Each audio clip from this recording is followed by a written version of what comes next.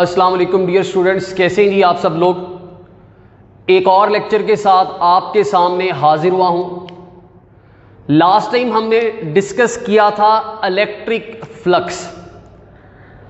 अब electric flux को कैसे डिफाइन किया था कि बेसिकली फ्लक्स का जो लफ्जी मायनी होता है वो आप ये ले सकते हैं कि किसी भी चीज का बहाव किसी भी सरफेस एरिया में से, उसको क्या कहते हैं, इलेक्ट्रिक फ्लक्स कहते हैं। जिस तरह से इलेक्ट्रिक फील्ड लाइंस का बहाव एक सरफेस एरिया में से क्या कहलाता है, इलेक्ट्रिक फ्लक्स कहलाता है।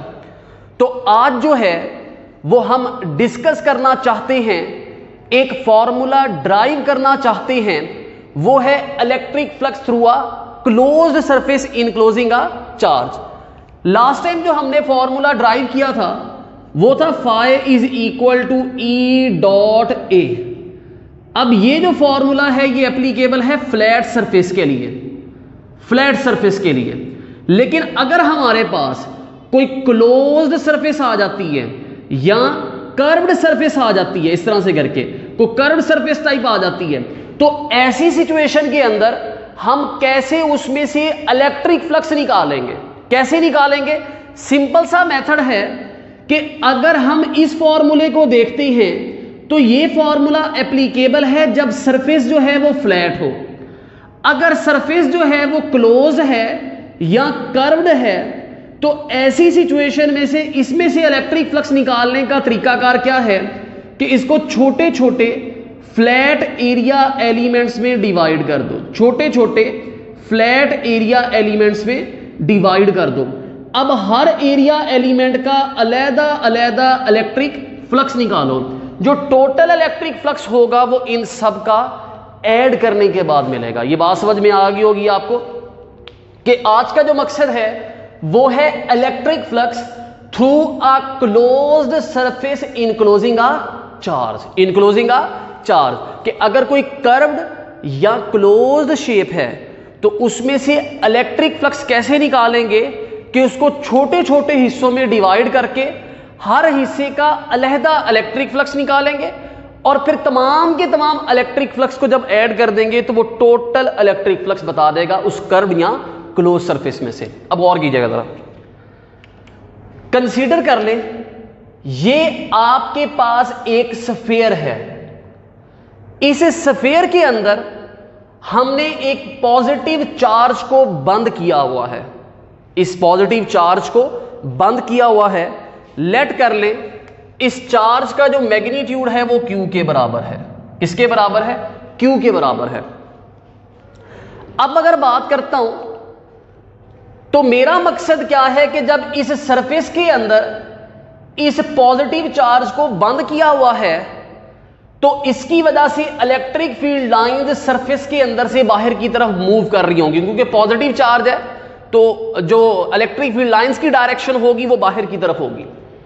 अब ऐसी सिचुएशन में इसमें से इलेक्ट्रिक फ्लक्स निकालने का तरीकेकार क्या है, जो अभी अभी समझाया कि इस पूरे के पूरे स्फीयर को छोटे छोटे एरिया एलिमेंट्स में डिवाइड कर दिया।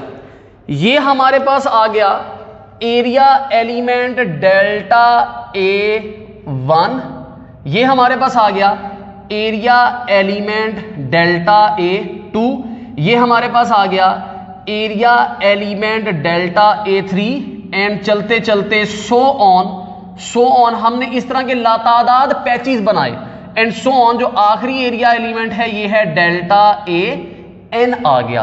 अब एक और चीज समझा देता हूं कि ये एरिया एलिमेंट किस तरह से बने हुए हैं कि जिस तरह से फुटबॉल होता है, फुटबॉल के ऊपर पैचेस नहीं बने होते, तो ये अंदर नहीं है, ये भी बिल्कुल वैसी सरफेस को हमने डिवाइड किया है। हमने सिर्फ सरफेस को डिवाइड किया, अंदर हम कुछ नहीं कर रहे।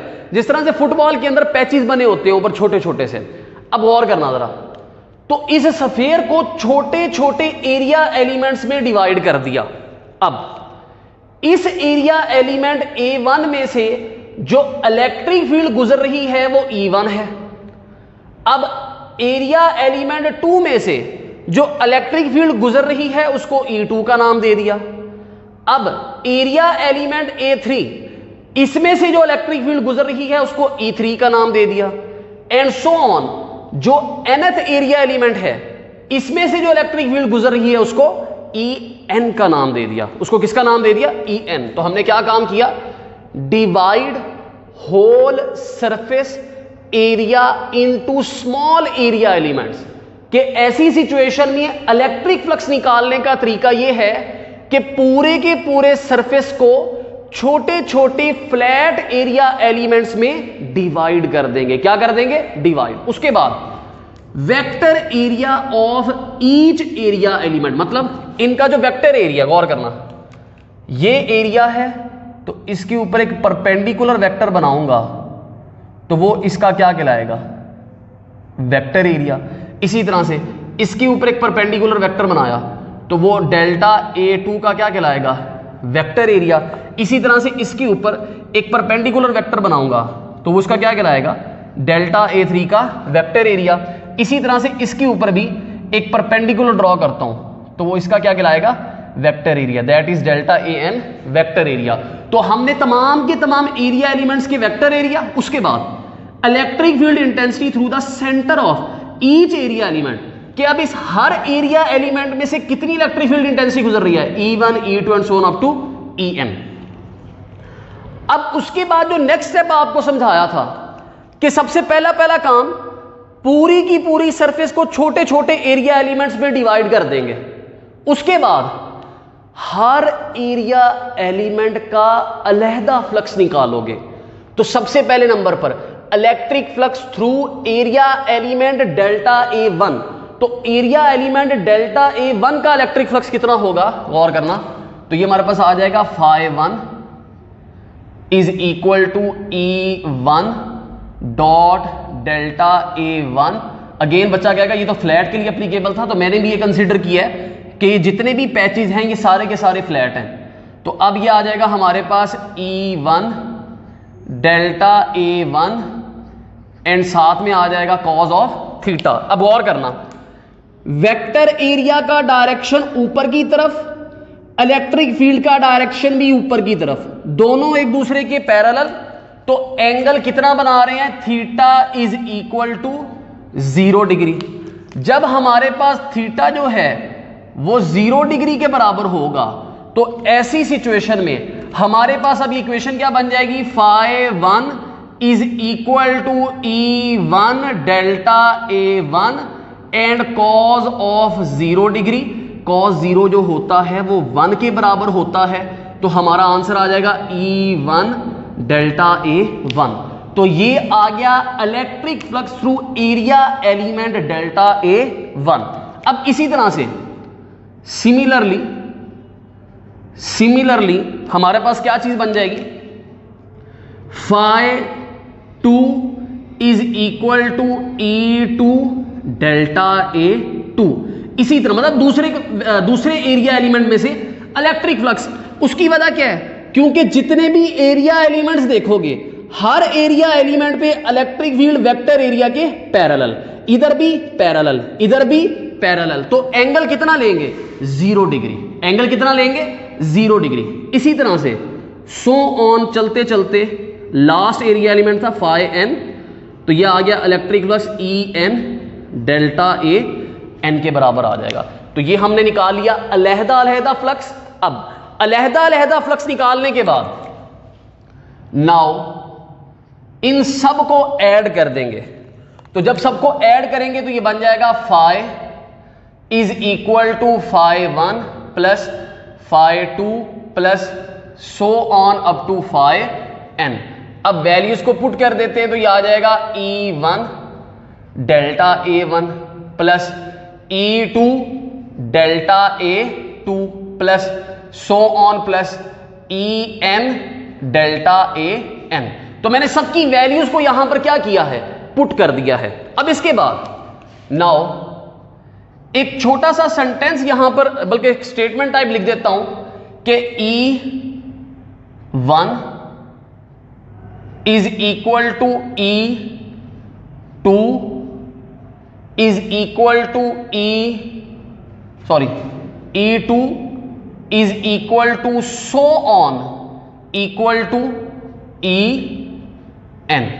इसका क्या मतलब है? और करना, बेटा ये बताएं कि हमने एक स्फीयर चूज किया है और जो चार्ज रखा था वो स्फीयर के सेंटर पर रखा था। तो अब मेरा आपसे क्वेश्चन ये है कि सेंटर से लेकर सरफेस तक का फासला सेम नहीं होगा? बिल्कुल सेम होगा। तो इसका मतलब क्या हुआ कि सेंटर से लेकर सरफेस तक का फासला है सेम।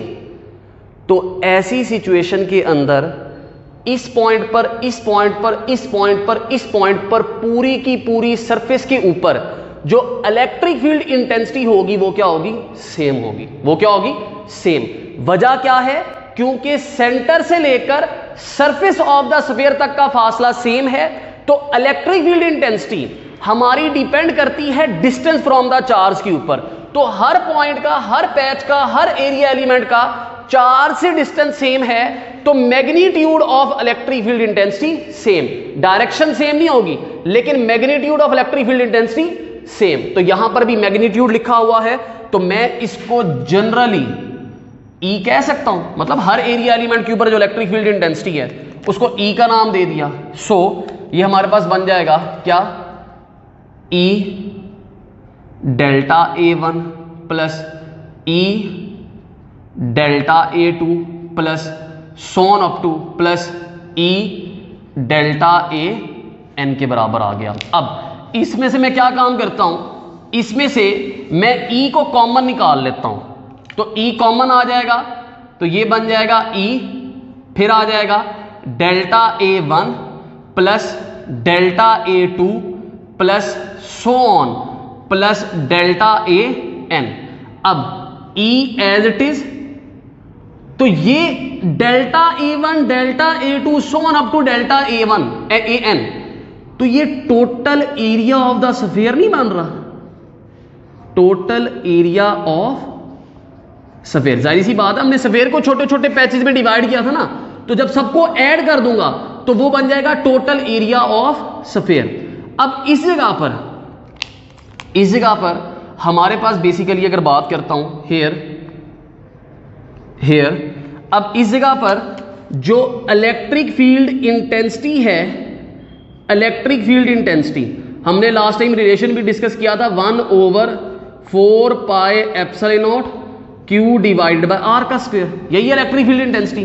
एंड अगर मैं total area of the sphere की बात करता हूं तो वो आ जाता है 4 पाई R का स्क्वायर। तो ये दोनों की दोनों वैल्यूज अब इस इक्वेशन के अंदर पुट करता हूं। अब बेटा जब दोनों की दोनों वैल्यूज इस इक्वेशन में पुट करूंगा तो मेरे पास क्या चीज बन जाएगी? इलेक्ट्रिक फील्ड इंटेंसिटी की जगह पर 1/4 pi epsilon naught Q divided by R का square and total area of the sphere की जगह पर 4 पाई R का स्क्वायर। तो अब R स्क्वायर से R स्क्वायर कैंसल, यहां पर 4 पाई से 4 पाई कैंसल, तो बाकी चीज हमारे पास बच जाएगी phi is equal to Q over epsilon naught. तो ये हमने एक डायरेक्ट रिलेशन निकाल लिया electric flux through a closed surface enclosing a charge, कि आपके पास कोई सा भी बंद शेप है, कोई सा भी क्लोज शेप है, अगर उसमें चार्ज बंद है तो उसमें से इलेक्ट्रिक फ्लक्स निकालने का फॉर्मूला होगा Q ओवर एप्सिलॉन नॉट। और ये चीज क्या शो करती है? ये चीज ये बताती है कि आपके पास ये कोई भी क्लोज शेप है, अगर एक चार्ज होगा तो फ्लक्स कम, ये क्या बता रही है? Phi is directly proportional to Q। अगर 2 चार्ज होंगे तो फ्लक्स ज्यादा, अगर 3 चार्ज होंगे तो फ्लक्स और ज्यादा, अगर 4 चार्ज होंगे तो फ्लक्स और ज्यादा। तो ये क्या शो करता है? क्लोज्ड सरफेस में से जो फ्लक्स है वो डिपेंड करता है कितना चार्ज उस सरफेस के अंदर बंद है। मिसाल देता हूं, ये कमरा है, इसमें जितनी रोशनी है वो डिपेंड करता है यहां पर कितने बल्ब लगे हैं।